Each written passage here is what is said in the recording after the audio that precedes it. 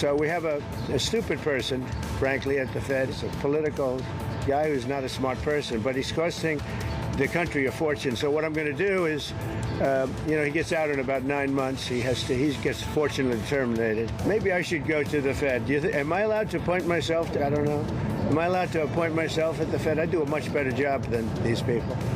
So anyway, we should be 2 points lower. Here's the latest. President Donald Trump continuing his criticism of the Fed chair, writing on Truth Social, "Too late, Jerome Powell is costing our country hundreds of billions of dollars. He is truly one of the dumbest and most destructive people in the government, and the Fed board is complicit." Joining us now is former Kansas City Fed President Thomas Hoenig.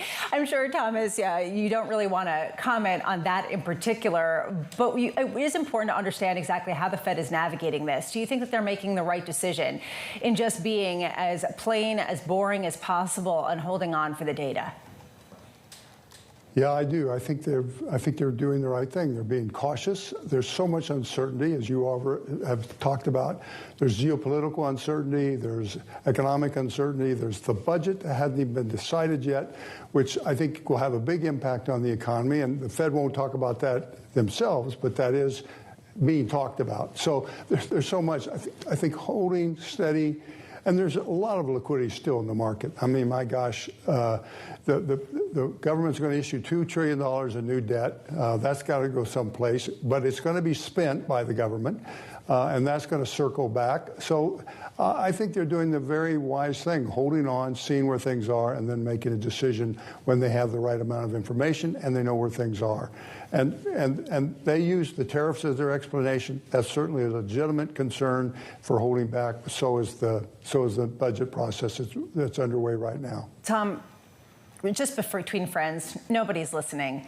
Did you find the meeting on Wednesday interesting in any way, shape, or form?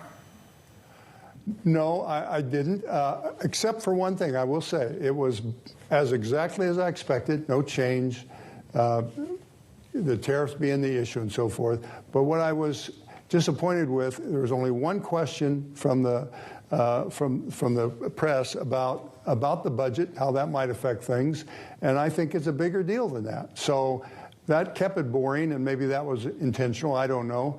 But I'm glad it was boring for the most part, but there's still a lot of questions out there that need to be addressed at some point.